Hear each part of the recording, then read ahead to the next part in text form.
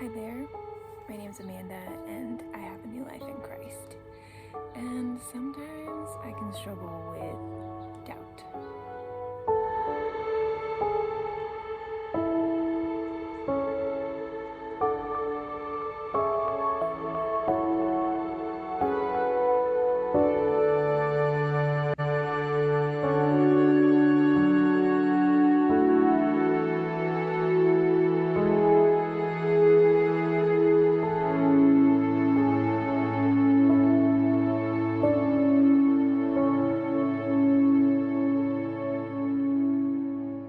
What I mean by doubt is, I guess you could call it a lack of faith,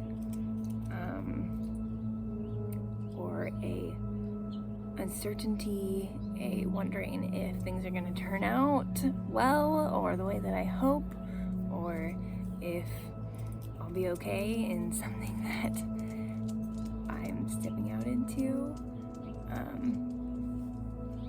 And I know that this is something that a lot of Christians can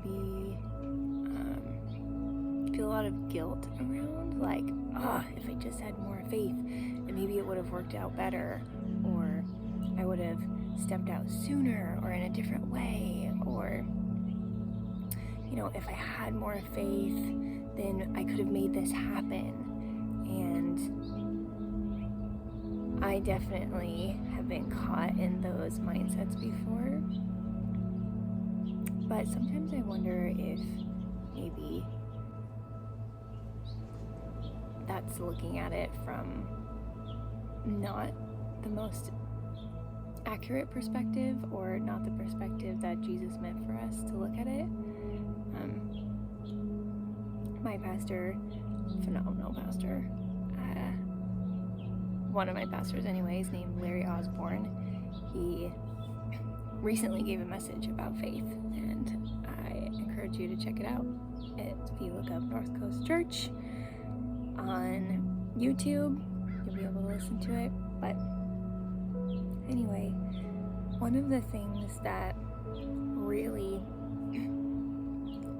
created a great reframe for me was that Jesus talked to his disciples a lot about faith, and in fact, whenever he healed someone, he often would say, go in peace, or sin no more, or something along those lines. But he'd also say, your faith has healed you, or your faith has saved you. And that's a huge statement, right? It places a lot of importance and emphasis on faith. So what is faith? My pastor says that faith is simply trusting God enough to do what he says. And when you put it that way, it does sound simple, but it can be difficult to do in practice, right? Especially if we're looking at it as, if I have faith, it means that I can't doubt, or that I shouldn't be doubting, or that there's no room for doubt. However, one of my favorite stories in the Bible is about Thomas, one of Jesus' 12 disciples and apostles. And this is after Jesus has been put to death on a cross and buried in a tomb. All the emotions and feelings that go along with that sort of thing. But some of the other followers and disciples have been confronted with a risen Jesus. And Thomas is still one of the last people who's holding out, basically like, no, this cannot be true. I do not think that is real. Like, you guys are spreading lies, basically. Jesus cannot possibly have risen from the dead. Like, I will not believe it. And then he makes the statement of, unless I touch the holes in his hands made by the nails and feel this place in his side that was stabbed by a spear, like, I will not believe. And he's gotten the nickname Doubting Thomas, and he gets this really bad rap, honestly, in a lot of faith circles.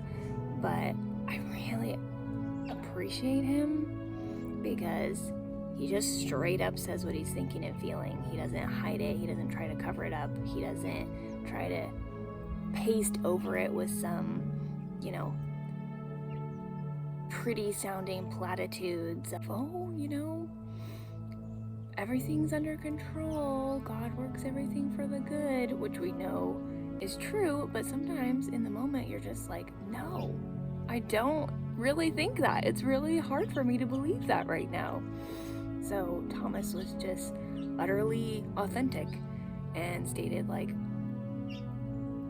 I'm gonna need some legitimate proof, and it's gonna have to come from Jesus, because otherwise, no, I'm not having it.